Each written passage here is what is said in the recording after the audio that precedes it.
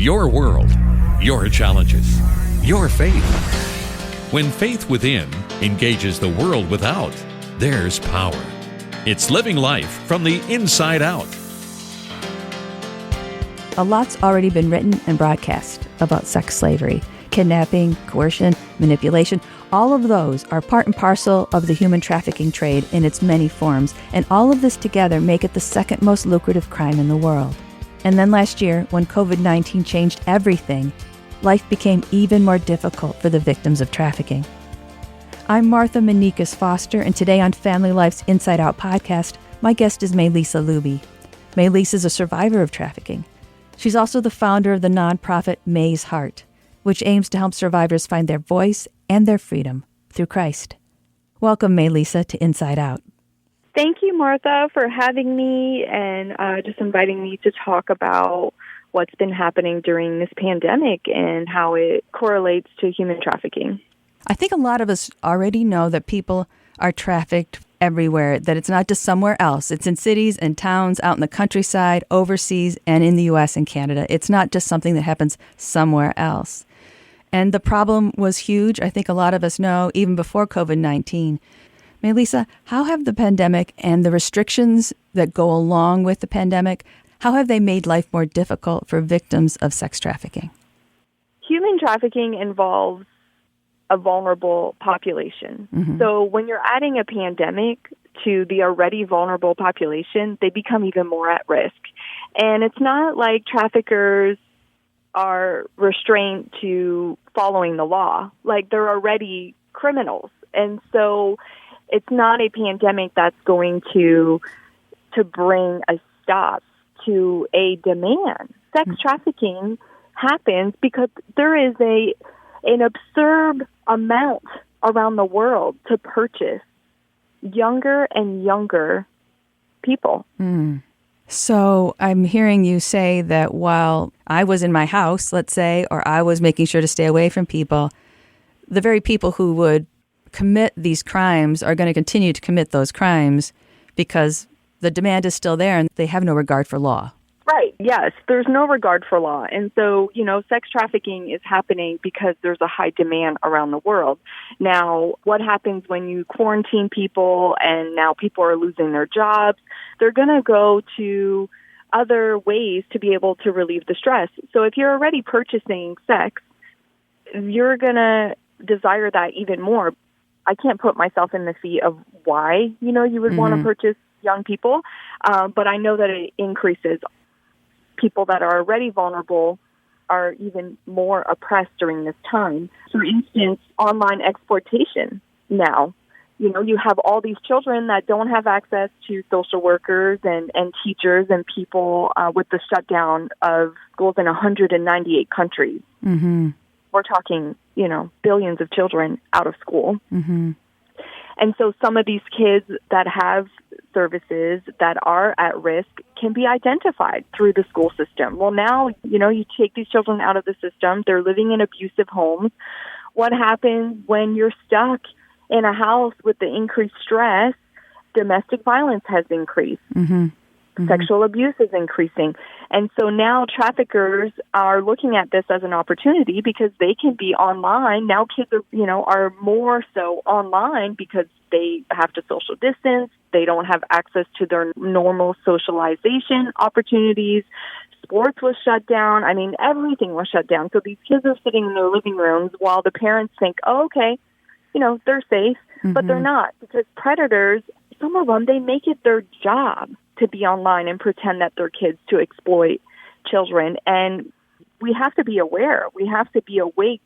The growing problem, this is the second criminal activity in the world at this point. Mm-hmm. It has surpasses drugs. It's humans. And also, one of the things that happened, too, is at the beginning of the pandemic, shelters were shut down because they were in fear of risking infection. And so these shelters that were in place for trafficking survivors and domestic violence were shut down. So not only were they in a terrible situation, now they didn't have avenues to go out and get help. And some of the funds were redirected. The government fundings around the world were redirected to fight this pandemic and taken away from shelters and different nonprofit organizations, and a lot of them shut down. Yeah, that's quite a combination. Demand increased for people who were at home and who had a proclivity in that direction. Absolutely. Shelters are shut down. Those people who, because they're now closed in with whomever might be abusing them, they can't get to a shelter. They're feeling trapped and can't get help. There's not the awareness of having another adult watching children and saying, hey, something's going on here that might need some attention. And you have more children required to be online. And so those who exploit that have more opportunity to lure children. Is that kind of what you're saying? All of those together. And the average age in the U.S. is 12 years old. Right. To become a victim of human trafficking. They will prowl around that account. They will take the opportunity when the child feels down and they post something to get attention. Like maybe it's a post of oh, I am not getting along with my mom, or, some indication that something's going on at home. Well, guess who pops in?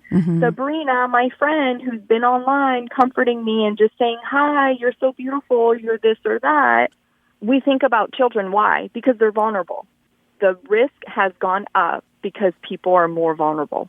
So from your perspective and your experience working through your nonprofit, what are the most effective tools for people who want to fight sex trafficking? And I know that one of the answers is to send money to those places that are ministering in that way and who are on the lookout. But what other actions can people listening take? Yes, I think partnering with a local nonprofit organization and not just giving money, but giving your time. Awareness is not enough. We need to start being able to spot, report, and prevent human trafficking. We need to be able to know what this looks like. It's really important to partner with a local nonprofit organization and start being aware of how this is happening in your area. There is not one state that is exempt from this happening. There's not one county that is exempt in America. Partnering with the local nonprofit organization that are helping trafficking victims, whether if it's awareness, prevention, report, all of that stuff, to really be equipped and be able to identify, be able to offer your gifts and your talents.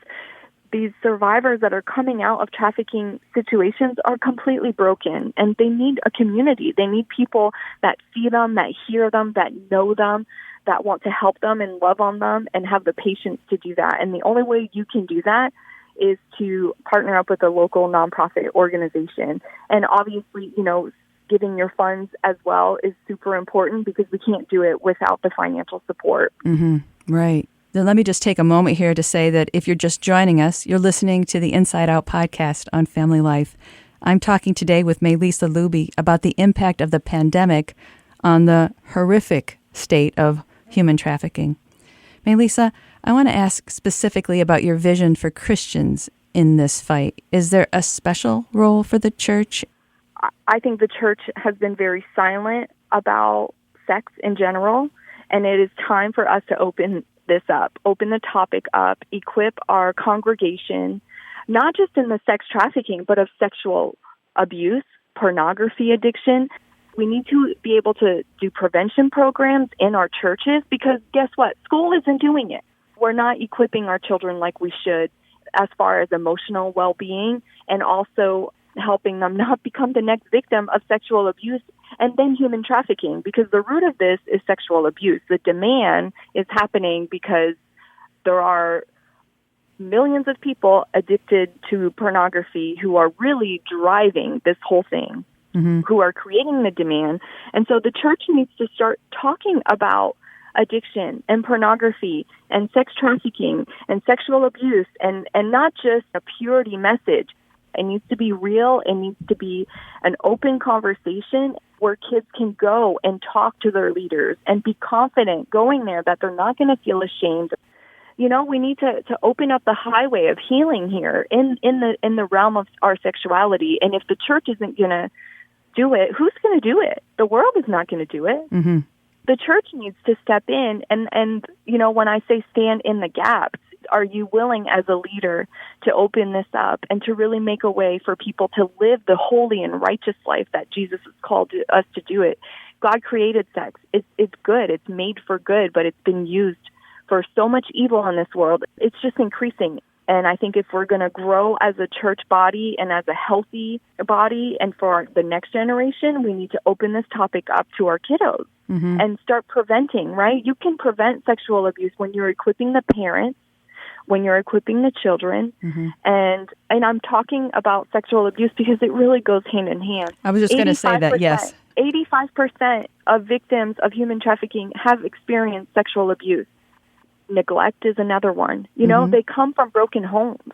But now the online availability has definitely expanded this thing to be able to reach out to families, you know, who just don't have a clue, honestly. So that's why it's important to have eyes to see what it looks like so we can identify it and we can start really putting the enemy down, you know, like pushing that world out of here. And it's kind of like, it's the devil's den, okay? What I'm doing, it's like entering the devil's den. But you know what? I shine such a bright light in that den that nothing can stop what God wants to do in this area. And so if all of us can start putting a light in the devil's den and turning the light on in the deep, darkest places, we are going to win this war waged against our children.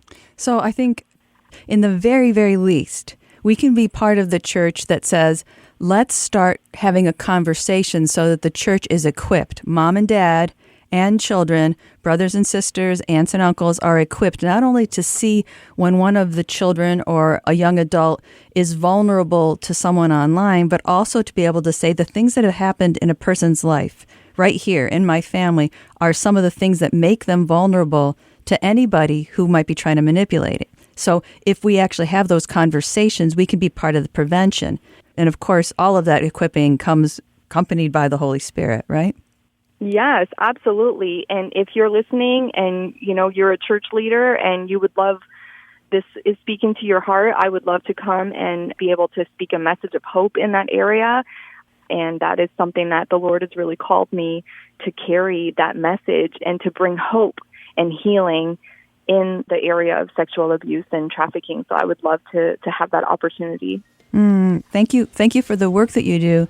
And Maylissa, thank you so much for joining me here today on Inside Out to talk about it. You are so welcome. Thank you. My guest has been Maylissa Luby, founder of May's Heart and a survivor of sex trafficking. You'll find Luby's ministry, May's Heart, at MayllissaLuby.com. That's MaylisssaLuby.com. I'm Martha Manikas Foster with Inside Out on Family Life.